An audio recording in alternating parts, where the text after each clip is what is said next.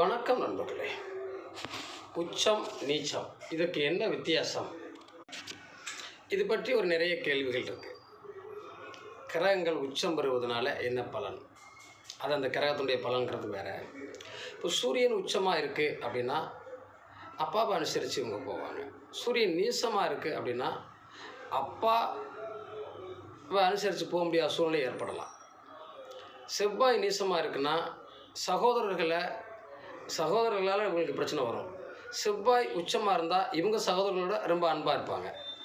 அது மாதிரி ஒவ்வொரு கிரகத்துக்கும் அப்படி இருக்கும். சந்திரன் நீசமாக இருந்தால் அம்மாவுக்கும் இவங்களுக்கும் ஒத்து போகாது. உச்சமாக இருந்தால் அம்மாவை ரொம்ப பிடிக்கும், அம்மாவுக்கு இவங்களை ரொம்ப பிடிக்கும். இப்படி தான் ஒவ்வொரு கிரகங்களுடைய நீசத்தை பற்றி எடுக்கணும். சனி நீசமாக இருந்தால் நம்முடைய சித்தப்பா உறவுகள் சிறப்பாக இருக்காது, தொழிலில் சிறப்பாக இருக்காது. உச்சமாக இருந்தால் தொழிலே கெதி, தொழில் மேலே ரொம்ப ஆர்வமாக இருப்பாங்க அப்படின்னு. இப்போ உச்சத்துக்கு நீச்சத்துக்கு இன்னும் நிறைய வித்தியாசங்கள் இருக்குது. நன்றி.